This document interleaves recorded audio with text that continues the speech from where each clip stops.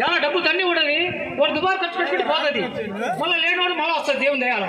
కాబట్టి పేదరికము, వ్యాధి, డబ్బు అనేది వస్తూ పోతుంటాయి. ఎప్పటి శాస్త్రం ఒకరు ఉండవు, ఎప్పుడు ఒకరికైతే దగ్గర ఉండవు. అలాగని ఇంకోటి వచ్చినా వదిలిపోని మూడు ఏంటి నేనమ్మా చూడు. కీర్తి ఉండరు బాబు, కీర్తి ఒకటి వస్తే పోతుంది. అలాగే జ్ఞానం వస్తే మళ్ళీ పోతుంది. అలాగనే విద్య, ఒక విద్య నేర్చుకుంటే పోదు కదా, విద్య నేర్చుకుంటావు, ఆ విద్య ఎక్కడికి పోతుంది, ఇన్ని రోజులు మీ అంటనే ఉంటుంది. అది వచ్చినా వదిలిపోని ఈ మూడు ఏంటి? కీర్తి, జ్ఞానము, విద్య. కాబట్టి వీటి నేర్చుకోండి. మూడవది పోతే రాని ఈ మూడు పోతాయి, నాకు రావు మళ్ళా ఏంటి?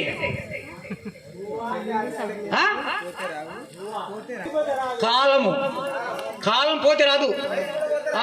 యవ్వనము ఇప్పుడు ఉన్నావు చిన్న వయసు, కొంతకాలానికి మళ్ళీ అదే వయసు రమ్మంటే రాదు. మీలాంటి వయసు నాకు రమ్మంటే వస్తుందా? రాదు కదా.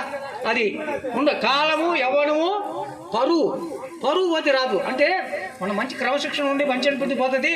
మనం చెడు అలవాట్లు బానిస అయితే ఉన్న పరువు పోతే రాదు కదా. ఉండరా బాబు. ఎస్. ఇంకొకటి వెంట వచ్చి సార్ అయిపోయింది సార్. వెంట వచ్చేవి మూడు ఏంటి బాబోయ్? మన వెంట వచ్చే మూడు ఏంటి?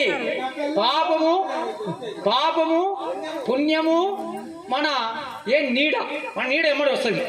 కాబట్టి ఈ వెంట మూడు వస్తాయి. పాపం చేసిన పాపాలు వెంట వస్తాయి, పుణ్యము, నీడ. కాబట్టి చేసినారు అందరికీ. ఇక్కడ ప్రస్తుతం వీళ్ళు పనిచేసే ఉపాధ్యాయులందరూ ఆ దేవుని దైవంలో వాళ్ళు చాలా అదృష్టవంతులు. ఎందుకంటే ఇక్కడ వాతావరణం చాలా బ్రహ్మాండం ఉంది.